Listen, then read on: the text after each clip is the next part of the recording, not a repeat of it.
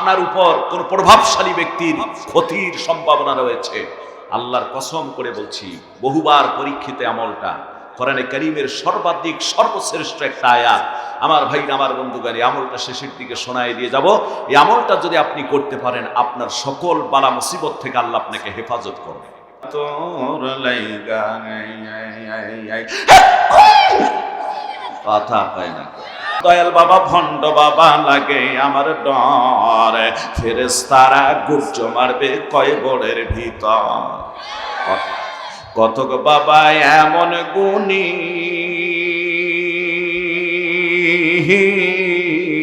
মুত্তাহালায় লয় না পানি।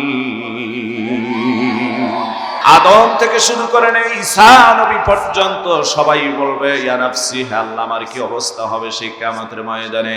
একমাত্র আপনার আমার নবী, আখিরি জামানের পয়গম্বর নবী মুহাম্মদ রাসূলুল্লাহ রহমাতে আরবি রাহমাতুল লিল আলামিন, তিনি বলবেন ইয়া উম্মতি, হে আল্লাহ আজ এই দিনে আমার উম্মতের কি অবস্থা হবে। আল্লাহ কুড়িগ্রাম জেলার এই ভাইরা, আল্লাহ অলিপুর থানার এই ভাইরা, রব্বুল আলামিন কত পাগল তারা। দুনিয়ায় বহু খোর দেখেছি, কোন কোন জায়গায় খোর পাওয়া যায়, বিড়ি খোর, কথা নেই, তাস খোর, মদ খোর, জুয়া খোর, গাঞ্জা খোর, ইয়াবা খোর, বাবা খোর, ডাইল খোর, কথা হয় না কে। কিন্তু অলিপুরের ভাইগুলিকে পাইছে আল্লাহ, এরা হলো তোমার কোরআন ও হাদিসের ওয়াজ খোর। জোরে বলা যাবে কি মারহাবা, বলেন আল্লাহু আকবার। দিনী ভাইদের আমার, সময় খুব সংকীর্ণ, গভীর মনোযোগ দেন। আমি কোরআনে কারীমের একটা ছোট্ট সূরা আপনাদের মাঝে তেলাওয়াত করেছি। এই সূরাটার নাম হচ্ছে সূরাতুল লাহাব। জোরে বলেন নাম কি? এই সূরার আর একটা নাম ব্যবহার হয়, যে নামটা হচ্ছে সূরাতুল মাসাদ। লাহাব নামে বেশি পরিচিত, মাসাদ নামে ওই সূরাটা পরিচিত আমার ভাইরা। তবে সর্বাধিক পরিচিত হচ্ছে সূরা লাহাব দিয়ে। আমার ভাইরা, এই সূরার ভিতরে 5টা আয়াতে কারিমা রয়েছে, একটা রুকু রয়েছে। এই সূরাটা হচ্ছে 111, কোরআনে কারীমের সাজানোর দিক থেকে নিয়ে 111 নম্বর সূরা, 111 নম্বর সূরা। এই সূরার পরে আর মাত্র 3টা সূরা বাকি থাকে, লাহাবের পড়ার 3টা সূরা বাকি থাকে। এই 3টা সূরার নাম হচ্ছে সূরা ইখলাস, সূরা ফালাক, সূরা নাস। এই 3 সূরার পূর্বের সূরাটাই হচ্ছে সূরাতুল লাহাব। এই সূরার ভিতরে আল্লাহ তাআলার কোরআনে কারীমের অক্ষরগুলি মোট 77 বার ব্যবহার করা হয়েছে এই সূরাটার উপরে। এই জন্য ছোট্ট আমল আজকে আলোচনা করতে চাই। সময় ছোট্ট সূরার একটু আমরা আলোচনা শুনব। আমার ভাইরা, যেহেতু নামাজেও অনেকেই আমরা সূরা লাহাব তেলাওয়াত করি, লাহাবের দ্বারাই পরিচিত হয়ে যাবে সমাজে আবু লাহাব মার্কা মানুষ কারা ছিল, আছে। জোরে কোন কথা ঠিক কিনা? এর তাফসীর শোনার কারণে আমরা বুঝতে পারবো কোনটা আবু লাহাব আর কোনটা আমার ভাইরা আল্লাহর নবীর সাহাবীদের আমলের মতো ব্যক্তি ছিল। এই মানুষগুলিকে এখান থেকে পরিচিত বের করা যাবে। আর আমাদের নিজের জীবন থেকে আবু লাহাবের যত চরিত্র ছিল সবগুলিকে ধুয়ে সুরে আমরা সুরে ফেলে দিয়ে একটা ফ্রেশ মানুষে রূপান্তরিত হব। আল্লাহ যেন আমাদের তৌফিক দান করে দেয়। জোরে বলেন আমিন। বাস, এই সূরাটার নাজেল হওয়ার শানে নজুলটা আপনাদেরকে বলে দিতে চাই। রাসূল কারীম সাল্লাল্লাহু আলাইহি সাল্লামের উপর ওহী অবতীর্ণ হলো 40 বছর বয়সে। কথা বলেন, কত বছর? 40 বছর একদিনে কেউ বললেন নবীজির উপর ওহী অবতীর্ণ হলো। ওহী অবতীর্ণ হয়ে যাওয়ার পর আল্লাহর নবীজিকে নির্দেশ দেওয়া হলো দাওয়াত হবে গোপনে গোপনে। কেউ বললেন 6 মাস 1 দিন পর্যন্ত তিনি গোপনে শুধু নিজস্ব পরিচিত ব্যক্তিদের মাঝে দাওয়াত দিলেন। কেউ বললেন না, রাসূল কারীম সাল্লাল্লাহু আলাইহি সাল্লাম 1 মাস 1 বছর প্রায় 5 মাস 1 দিন পর্যন্ত গোপনে গোপনে মানুষের মাঝে দাওয়াত দিলেন। এটা আল্লাহরই নির্দেশ ছিল।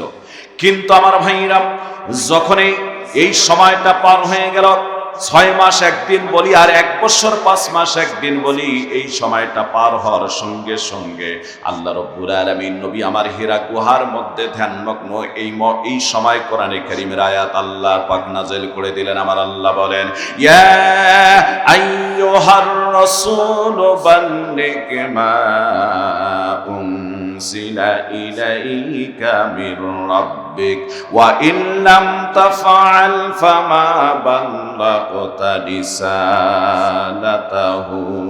ওয়াল্লাহু ইয়াসিমুকা মিনান নাস ইন্নাল্লাহা লা ইয়াহদিল কওমাল কাফিরিন।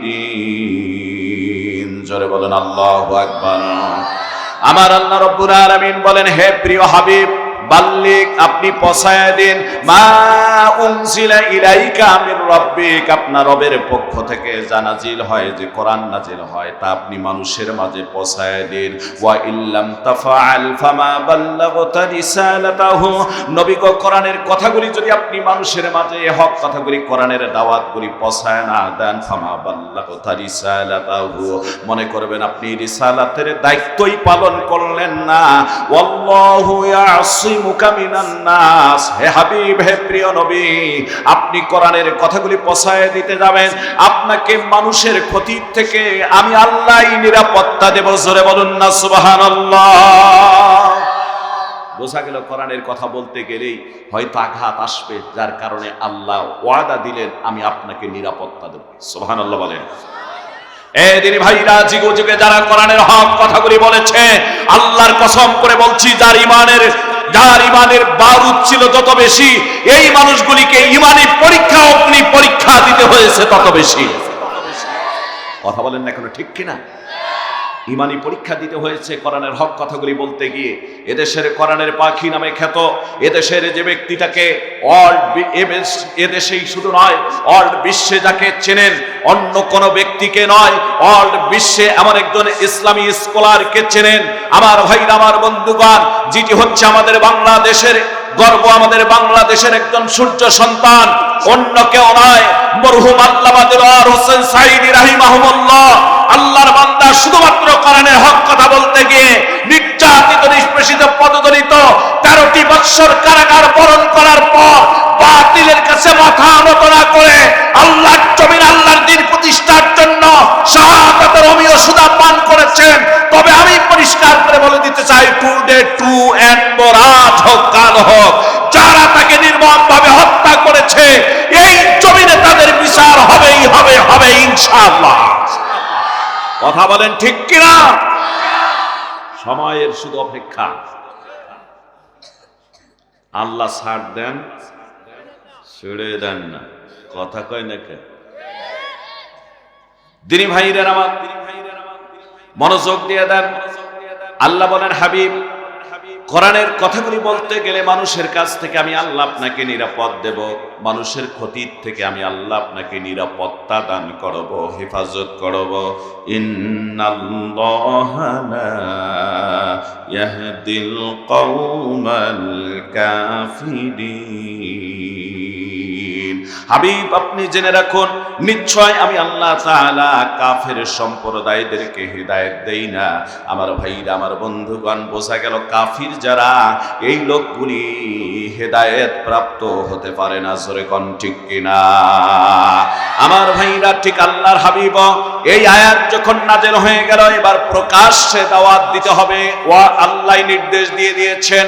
নবীজি সকালবেলা উঠলেন, সকালবেলা উঠে আমার ভাইরা, আমার বন্ধুগণ, সাফা পাহাড়ের উপরে তিনি উঠলেন। মতান্তরে আবু কুবাইস পাহাড়, আবু কুবাইস পাহাড়টা হচ্ছে সাফার সাথে সংযুক্ত পাহাড়। আবু কুবাইস পাহাড়টাও অনেক দামি, সাফা পাহাড়টাও অনেক দামি। সেই যুগের মানুষেরা কোনো বিপদে পড়ে গেলে ওই সাফা পাহাড়ের উপরে উঠে অথবা আবু কুবাইস পাহাড়ের উপরে উঠে সাহায্য ছেলে, যে কেউ হোক, যে কোনো ধর্মের হোক, তাকে সাহায্য করার জন্য লোকজন তার ডাকে সমবেত হয়ে যেত। আল্লাহর নবী সাফা পাহাড়ের উপরে সকালবেলা উঠলেন। ওঠার পর তিনি বললেন, ইয়া সুবহা, ইয়া সুবহা, ইয়া সুবহা বলে ডাক দিলেন। মতান্তরে হাদিস শরীফের ভিতরে আসছে, নবী আমার কয়েকটা গোত্রের ব্যক্তিদের নাম ধরে ডাকলেন, গোত্রের লোকদেরকে ডাক দিলেন। অনেক লোকেরা সাফার পাহাড়ের নিকটে এসে জমা হয়ে গেল নবী আমার সাফা পাহাড়ের উপরে। আমার ভাইরা, আমার বন্ধুগণ, আল্লাহর হাবিব পরিষ্কার করে জানাই দিলেন, শোনো আমার মক্কাবাসী ভাইরা, আমার বংশের লোকেরা, আমার প্রতিবেশীরা, শুনে নাও, তোমরা শুনে নাও, আমি যে মুহাম্মদ আল আমিন, আমাকে তোমরা তো সেই উপাধি দিয়েছো, আমি কোনোদিন মিথ্যা বলিনি। আমি যদি বলি এই পাহাড়ের অপদেশে, পাহাড়ের পাদদেশের ভিতরে সৈন্যবাহিনী অপেক্ষা করতেছে অস্ত্র নিয়ে, তোমাদের শত্রু বাহিনী যে কোনো সময় তোমাদের উপর আক্রমণ করে তোমাদের নাস্তানাবুদ করে দিতে পারে, তোমরা কি বিশ্বাস করবা? তারা বললেন, মুহাম্মদ আমরা অবশ্যই বিশ্বাস করব, কারণ তুমি আল আমিন, জীবনে কোনোদিন মিথ্যা কথা বলনি। আমার ভাইরা, আল্লাহর নবী মনে করলেন যে হয়তো আমার কথা মানবে, কারণ ওরাই তো স্বীকার করলো তুমি জীবনে কোনোদিন মিথ্যা বলো নাই। এই সুযোগে আল্লাহর নবী ডাক দিয়ে বললেন, শোনো আমার মক্কাবাসী ভাইরা, তোমরা লাতুজ্জাত মানত মা কালী মহাদেব প্রণবিষ্ণু সরস্বতী প্রদেবী 33 কোটি দেবদেবীর পূজা করে করে নিজের জীবনটাকে নষ্ট করে দিয়েছ। তোমরা ফিরে আসো আল কোরআনের দিকে। তোমরা সকলে এবার বলো, ওই জাহান্নাম থেকে যদি বাঁচতে চাও, ওই শত্রুর হাত থেকে যদি বাঁচতে চাও, আমার সঙ্গে সকলে তোমরা পড়ো, কুলু লা ইলাহা ইল্লাল্লাহু তুফলিহুন।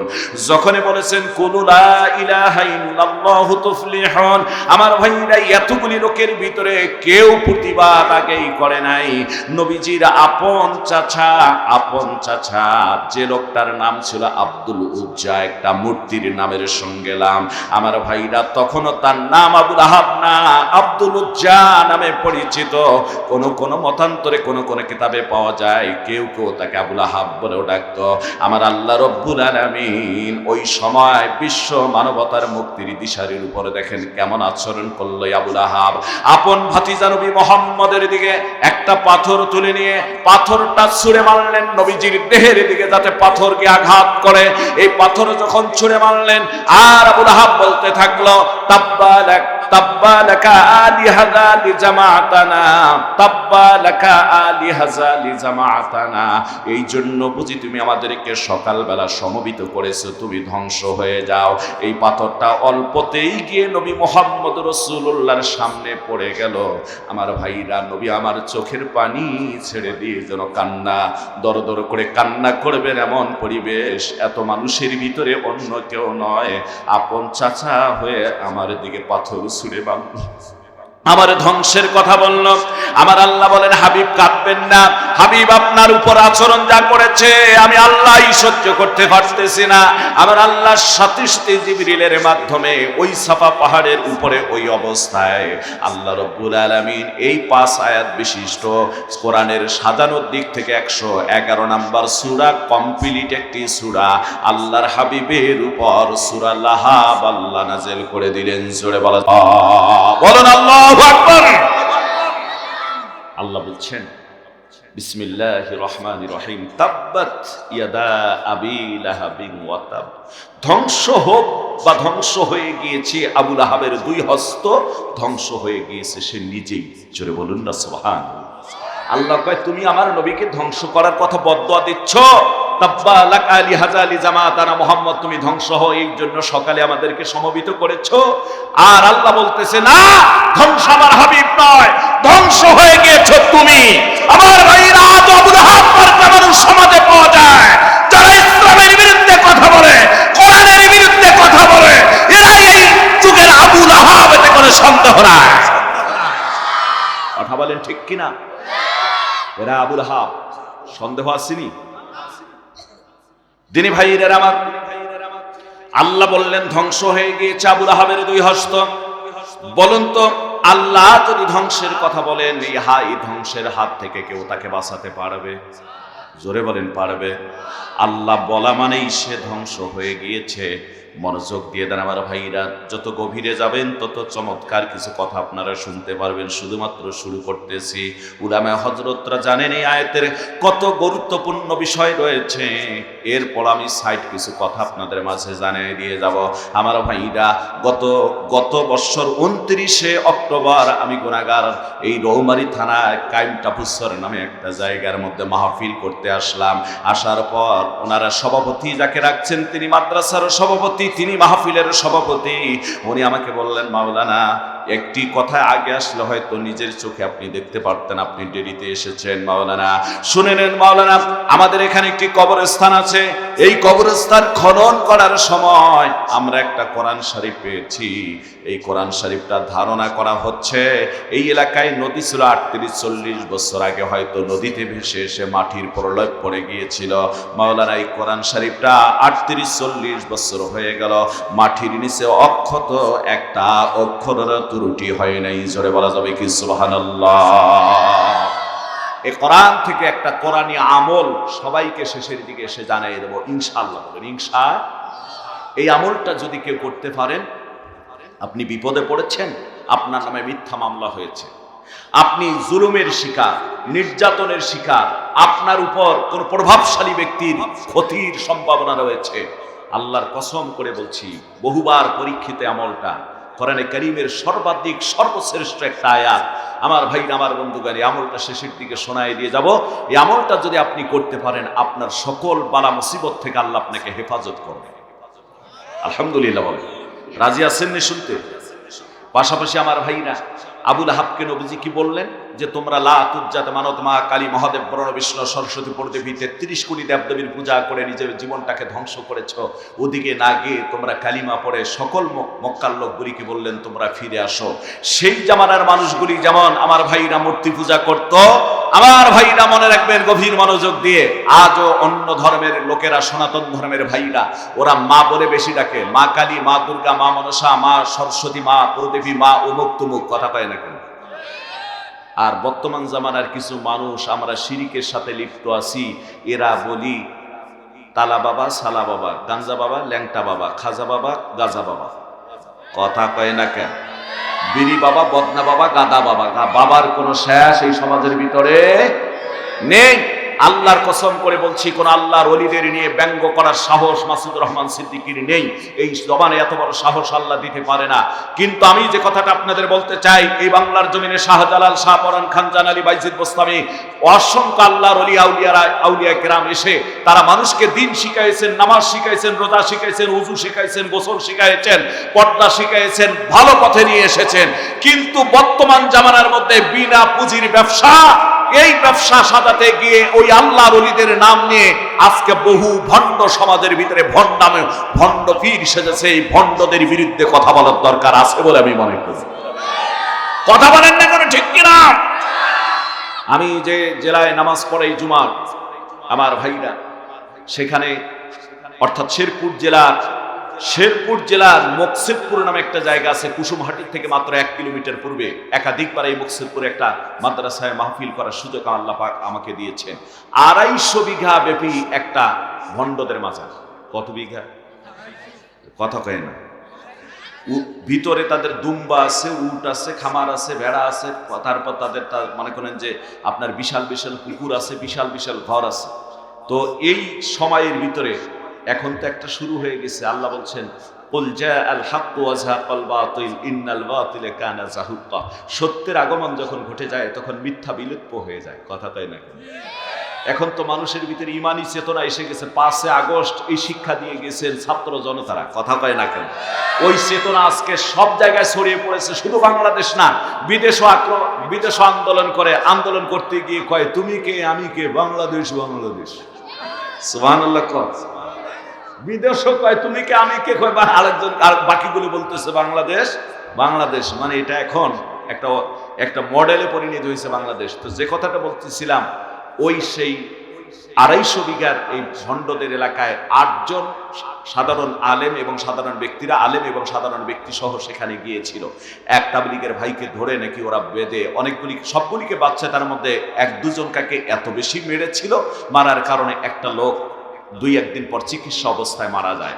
যেদিন মারা যায় ওই দিনেই পুরা জামালপুর, শেরপুর 2টা জেলার মানুষেরা একত্রিত হয়ে হাজার হাজার মানুষ ওই জানাজায় এসে অংশগ্রহণ করে জানাজা শেষ, কেউ দাফন কাফনের দিকে যায়, আর কেউ কাপড় মাথায় বেঁধে ভণ্ডদের আস্থানায় গিয়ে আগুন জ্বালিয়ে যা ছিল, উট ভেড়া দুম্বা ফ্যান যা তাদের ছিল সব নিয়ে আসছে, আগুন দিয়ে পুড়ে দিয়েছে। এর জন্য সবাই এসে গেছে বলে আমি মনে করি। ভণ্ডরা সাবধান হয়ে যাও, বাংলার জমিনে হয়তো ভণ্ডামি চলবে না। আল্লাহর কসম করে বলি, যদি কোরআনের আইন কায়েম রূপসা থেকে পাতুরিয়া, সুন্দরবন থেকে বান্দরবান নিরাপদে বসবাস করবে, কোথাও খুন দর্শন রাহাজানি চিন্তায় ব্যভিচার হবে না, ঘরের দরজা বন্ধ খোলা রেখে ঘুমাবে মানুষ, ঘর চুরি হবে না। ঠিক একই কায়দায় এদেশে তখন এই ভণ্ডামি চলবে না। কথা পায় না কে? তখন আর ভণ্ডামি চলবে না। আমার ভাইরা, আমাদের দেশের বহু ভণ্ড আছে, নামাজ নাই, রোজা নাই, হাজ নাই, যাকাত নাই, আল্লাহ নেই, পরকাল নাই। এই ভণ্ডগুলি কি করে জানেন? নারী রাত হয়ে গেলে বাতি নিবাই দিয়ে নারী পুরুষ একসঙ্গে শুরু করে দেয় কি না? কি দেয় তাও কয়ে দেয়। কারো কারো সামা দেখে নেন, ও মুর্শিদ, কথাটাই নাকি গলার মধ্যে যে ঠাডা পড়ছে, আপনারা কি কন? বিজলি চমকিলে কি হয়? ও মুর্শিদ, বটবৃক্ষের নিচে গেলাম ছায়া পাইবার আশে, ডাল ভাঙ্গিয়া রুদ্র লাগে আপন কর্ম দোষে, ফৈজিসা তোর লাইগা রে অঙ্গ জড় জহর, মনে লয় উড়িয়া যাইতাম ভাঙ্গা বাড়ি ঘর, বাজান তোর লাইগা। কথা পায় না। নারী পুরুষ একসঙ্গে মিশে শুরু করে দেয় এই ভণ্ডা মিউজিক। আছে না নাই? আবার কতগুলি আছে। কয় কিরামান কাতিবিন রোজ হাসরের দিন, কিরামান কাতিবিন রোজ হাসরের দিন, আল্লাহর কাছে যদি করে অভিযোগ, আমি বলবো দুনিয়ায় ছিলাম খাজা বাবার লোক, আমি বলবো দুনিয়ায় ছিলাম কেল্লা বাবার লোক। আমি কই কিরামান কাতিবিন পাইবে যে দিন, তোরা যারা ছিলি ভণ্ড পীরের লোক, তোদের থাপ্পড় দিয়া বলবে জাহান্নামে ঢো।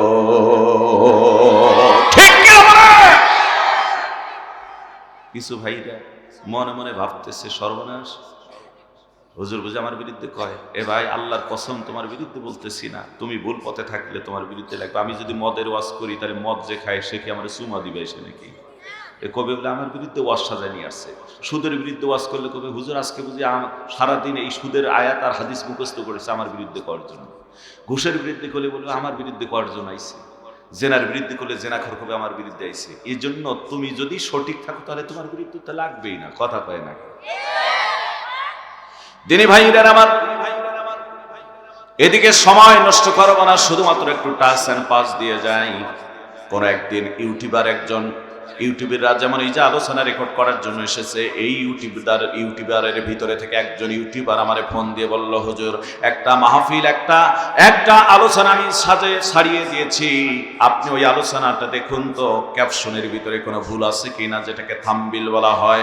আমি তখন ইউটিউব তার চ্যানেলে ঢোকার সময় সেই আকাঙ্ক্ষিত স্থানে যাওয়ার আগেই একটা ভণ্ডদের ভণ্ডামি আমার চোখের মধ্যে মনে পড়ে গেল। আমার ভাইরা চোখের মধ্যে এসে গেল। লক্ষ্য করে দেখলাম অনেকগুলি নারী সেখানে আছে দাঁড়ানো বসানো, অনেক পুরুষও আছে। তার ভিতরে একটা নারীকে দেখলাম এমন একটা বাবাকে জড়ায় নিয়েছে, বাবার গালে চুমু খায়, ঠোঁটে চুমু খায়, বাবারে জড়ায় ধরে মাঝে মাঝে কান্দে আর সামা গায়। ওই বাবারে জড়ায় ধরে ধরে এইভাবে সে গান গায় আর বলে, বাবা আমি তোমায় ভালোবাসি।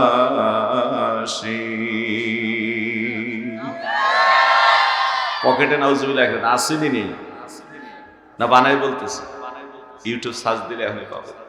চরণ চুনিতে বাবা গো বাবা তোমার কাছে আসি রে বাবা, আমি তোমায় ভালোবাসি। যখন আমি থাকি যেইখানে তোমার নামটি রাখি গো মনে, ধ্যানে জ্ঞানে ডাকি তোমায় রে বাবা, নিরালাতে বসি রে বাবা, আমি তোমায় ভালোবাসি। কান্দে। আমি কই কিয়ামত পর্যন্ত এমন কান্দলে ওর 14 গোষ্ঠীর কবরে আযাব বাড়বে না কমবে? শিরিকটা দেখেন কত প্রকার বলতেছে, যখন যেখানেই থাকি ধ্যানে জ্ঞানে তোমারে ডাকি, বলুন তো ধ্যানে জ্ঞানে ডাকা লাগবে কাকে? ওই ভণ্ডরা ডাকে তার বাবাকে, এই জন্য ভণ্ডদের মুখোশ খুলে দেওয়ার দরকার আসেনি নাই? আবার কিছু কিছু তার পরের কথাটা শোনেন কতটা শিরিকি। ওই ব্যাঠায় বলা শুরু করে দিল, ওই মহিলা কান দেয়ার এভাবে বলে, কয় বাবা বাবা তুমি আল্লাহর ওলি নাইবে রাসূল, বাবা তুমি অকুলের কুল। নাউজুবিল্লাহ বলবেন না? ওই কুলের কুল কি কোনো বাবা? জোরে বলেন, ওই কুলের কুল কি কোনো বাবা?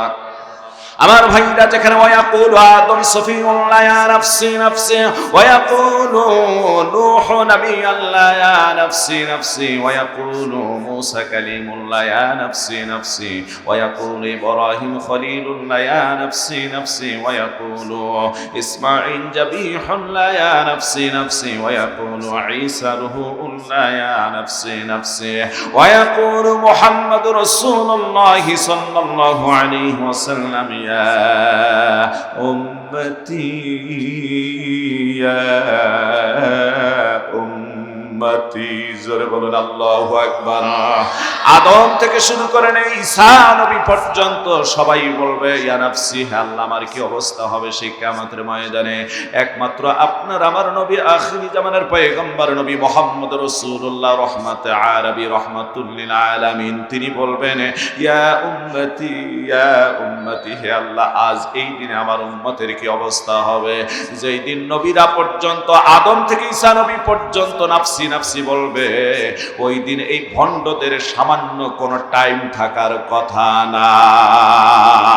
ঠিক কি না? এই জন্য মাঝে মাঝে আমি বলে থাকি, দয়াল বাবা ভণ্ড বাবা লাগে আমার ডর, দয়াল বাবা ভণ্ড বাবা লাগে আমার ডর, ফেরেশতারা গুর্জ মারবে কয়বরের ভিতর। কতক বাবা এমন গুণী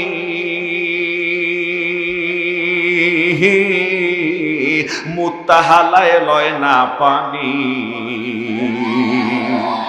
কিছু বাবা আছে এরকম, যদি প্রসাব করে পানি নেয় না, জিজ্ঞাসা করা হয় যদি প্রসাব করে পানি নিলে না কেন, ঢিলা কুলুপ নিলে না, পানি নিলে না কেন, এবার বলে যে পানির জন্য হোসাইন আর তার পরিবার কারবালার প্রান্তের ভিতরে জীবন দিয়েছে, হারে ওই পানি আর আমি আমার আগায় লাগাইতাম না। নাউজুবিল্লাহ। এরা কি ভণ্ড? জোরে কন, আরো জোরে। জোর হইল না? আমার ভাইরা, এই ভণ্ডদের সর্বশেষ কিছু ট্রিটমেন্ট আপনাদের জানাই দিয়ে যাবো, এদের চিনবেন কেমনি চিহ্নটাও দেখাই দিয়ে যাব। আমার ভাইরা কথা বেড়ে যাচ্ছে, সময় আসলে খুব সংকীর্ণ। আল্লাহ বলেন ধ্বংস হয়ে গিয়েছে আবুল আহাবের দুই হস্ত এবং ধ্বংস হয়ে গিয়েছে ছেলিবে নিজেই। আমার ভাইরা কিভাবে ধ্বংস হয়ে গেল আল্লাহ পাক পবিত্র কোরআনে কারীমের দ্বিতীয় আয়াতের ভিতরে ব্যাখ্যা দিলেন। এবার আসুন এই কথাটা আমার ভাইরা বলে দিয়ে যাই। আল্লাহর নবীর উপরে যখন সূরা আল-আহাব নাযিল হয়ে গেল, নবীজি উপস্থিত সবাইকে এর কথা শোনাই দিলেন, অথবা এই তেলাওয়াত করে সূরা আল-আহাবটা শোনালেন। এর অর্থ করার দরকার হলো না, কারণ আরবের লোকেরা আরবি যেহেতু জানে, কোরআনের আয়াত তেলাওয়াত হলে সাধারণত তার অর্থ বুঝতে পারত। এদিন ভাইদের আমার, মুসলমান ভাইদের আমার, যেমন আমাদের দেশ বাংলাদেশ, এ দেশের ছোট্ট একটা বালকের সামনে আপনি বাংলা ভাষায় কথা বলবেন, বলুন ছোট্ট বাচ্চারা বুঝবে কি বুঝবে না? ওরাও ঠিক আরবি বুঝে ফেলছে। আবু লাহাব খুব রাগান্বিত, ভাতিজা আমার বিরুদ্ধে কবিতা বানাইছে, আমার বিরুদ্ধে সে কবিতা লেখছে। শুধু আমার বিরুদ্ধে নয়, আমার ধন সম্পদের বিরুদ্ধে, আমার অর্জনের বিরুদ্ধে, আমার সন্তানদের বিরুদ্ধে, আমার স্ত্রীর বিরুদ্ধে, আমাকে জাহান্নামী, আমার স্ত্রীকে জাহান্নামী বানাইছে কবিতার মাধ্যমে। এটা কেমন হতে পারে? উপস্থিত লোকদেরকে বললেন, খবরদার এই পাগল মোহাম্মদের কথা তোমরা কেউ শুনবা না। চলে গেলেন বাড়িতে। বাড়িতে চলে যাওয়ার পর বিবিরে ডাক দিয়ে বললেন, বিবি তোমার ভাতিজা, আমার ভাতিজা, তোমার ভাতিজা এই মোহাম্মদ আমাদের বিরুদ্ধে কবিতা বানাইছে, আমাদের পরিবারের বিরুদ্ধে কবিতা বানাইছে, পুরা ফ্যামিলির বিরুদ্ধে সে কবিতা লেখে বদদোয়া করেছে। আমি তাকে পাথর মেরেছিলাম, লোকদেরকে বলেছি তার কথা তোমরা শোনো না। এরপর তিনিও আমার ভাইরা এই কথাগুলি তার স্ত্রী উম্মে জামিলকে শোনাই দিলেন। আর উম্মে জামিল এই মহিলা কত খান্নাস মার্কা, কত দাজ্জাল মার্কা মহিলা ছিল, এত অভিজাত বংশের লোক ছিল, দেখতো অনেক সুন্দরী ছিল উম্মে জামিলা, কিন্তু আমার উম্মে জামিল, কিন্তু আমার ভাইরাই উম্মে জামিল ছিল একবারে হার কিপটা।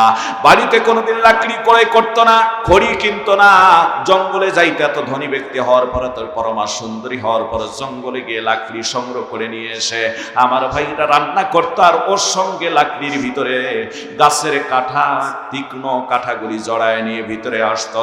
রাত্রিবেলায় নবীজির চলার পথে নবীজির ঘরের দরজায় এই উম্মে জামিল কাঠা বিছায় রাখতো। আমার ভাইরা আজও আমাদের দেশ এবং গোটা পৃথিবীর জমিনে উম্মে জামিলের মতো বেহায়া মহিলা কিছু পাওয়া যায়। কথা বলে ঠিক না? যারা নাইবে রাসূলদের কষ্ট দেয়, কথা কয় না কেন? নাইবে রাসূলদের কষ্ট দেয়। দিনী ভাইদের আমার, উম্মে জামিল যখন এই কথা শুনেছেন, সাথে সাথে হাতের মধ্যে একটা পাথর নিয়ে বেরিয়ে পড়েছেন মুহাম্মদ রাসূলুল্লাহকে খোঁজার জন্য। আমার স্বামী পাথর মেরেছে, লাগে নাকি? লাগে নাই। আমি পাথর মারবো, অবশ্যই লাগবে, মাথাটা ফাটায় দিয়ে আসবো। পাথরটা নিয়ে নবী মুহাম্মদ রাসূলুল্লাহকে খুঁজতে খুঁজতে বাইতুল্লাহর সামনে চলে যাচ্ছে। বাইতুল্লাহ চত্বরে আবু বকরের সাথে দ্বীনি সলা পরামর্শ আল্লাহর নবী করতেছিলেন। দিনী ভাইরা আমার, ওই জায়গায় যাওয়ার পর, ওই জায়গায় যাচ্ছেন, আবু লাহাবের স্ত্রীকে দেখার পর, উম্মে জামিলকে দেখার পর আবু বকর ডাক দিয়ে বললেন, ইয়া রাসূলুল্লাহ, হাবিব আল্লাহ, নবীজি, আল্লাহর নবী গো, উম্মে জামিল হাতে পাথর নিয়ে এসেছে, নিশ্চয় পাথরটা নিয়ে আসতেছে, আপনাকে মারবে, আপনাকে আঘাত করার জন্য আপনার দিকেই তো আসতেছে। আমার ভাইরা আল্লাহর নবী ডাক দিয়ে বলেন, আবু বকর, টেনশন করো না, ভাবনা করো না, চিন্তা করো না, উম্মে জামিল আসবে বটে আমার কাছে, কিন্তু আমার সে দেখতে পাবে না, আমাকে সে দেখতেই পাবে না। পাথর মারা তো দূরের কথা, আল্লাহ আমার আর তার মাঝে একটা পর্দা ফালাই দিবেন। জোরে বলা যাবে কি সুবহানাল্লাহ? ঠিকই উম্মে জামিল পাথর নিয়ে চলে গেল কাবা চত্বরের আবু বকরের কাছেই চলে গেলেন, গিয়ে বললেন, আবু বকর, তোমার সাথী মুহাম্মদ কই? জোরে বলা যাবে কি সুবহানাল্লাহ? আপনি আমি কেমন নবীর উম্মত? আমার ভাইরা ওখানে গিয়ে বলতেছে, তোমার সাথী মুহাম্মদ কই? আবু বকর বলে, কেন? তারে পাইলে তুমি কি করবা? কেন তারে খুঁজতেছ? কয় যে সে আমাদের পরিবারের বিরুদ্ধে কবিতা আবৃত্তি করেছে, আমাদের পরিবারকে বরদোয়া দিয়েছে, আমাকে, আমার স্বামীকে, আমার সন্তানাদি, আমার ধন সম্পদের উপর, আমার অর্জনের উপর আমি ছেড়ে দেব না, পাথর দিয়ে তার মাথা ফাটায় দিয়ে যাব। গালিগালাজ শুরু করে দিলেন। আমার ভাইরা গালিগালাজ করে উম্মে জামিল চলে যায়। আবু বকর ডাক দিয়ে বলেন, ইয়া রাসূলুল্লাহ, হাবিব আল্লাহ, আল্লাহ যে কোরআনে বলেছেন আল্লাহ আপনাকে কাফেরদের ক্ষতির থেকে নিরাপত্তা দিবেন, আল্লাহ তার এটা একেবারে দৃষ্টান্ত আমার চোখে আল্লাহ দেখায় দিলেন। জোরে বলা যাবে কি সুবহানাল্লাহ? মুসলমান ভাইদের আমার, ও দিনী ভাইদের আমার, এই জন্য বলবো, আল্লাহর পথে অবিচল থাকবেন, আল্লাহই আপনাকে সকল বিপদ আপদ বালা মুসিবত থেকে হেফাজত করবে। জোরে কয় কথা ঠিক কিনা? তারপরে যদি কখনো শাহাদাত হয়ে যান আপনি, আল্লাহ আপনাকে যদি দ্বীনের পথে শহীদের মর্যাদা রেখে থাকে, তাহলে আপনি শহীদ হয়ে যাবেন। কথা লম্বা হয়ে যায়, অনেক লম্বা কথা, এখানে আমি শর্ট করে বলতে যাচ্ছি। আমার ভাইরা গভীর মনোযোগ দিয়ে দেন। এই আবু লাহাবের দুটা সন্তানের সাথে উতবা এবং উতাইবার সঙ্গে নবী মুহাম্মদ রাসূলুল্লাহর দুটা কন্যার বিয়ে হয়েছিল জাহিলিয়াতি যুগে। উতাইবা ছিল খুব দুষ্ট প্রকৃতির, উতাইবা ছিল খুব বদমাইশ টাইপের, উতাইবা ছিল খুব নৃশংস একটা সন্তান। আমার ভাইরা, আল্লাহর নবী শুধুমাত্র দ্বীনের দাওয়াত, কালিমার দাওয়াত, কোরআনের দাওয়াত, হক কথাগুলি মানুষের মাঝে পৌঁছায় দেওয়ার কারণে আমার ভাইরা আবু লাহাব এত ক্ষিপ্ত হয়ে গেল।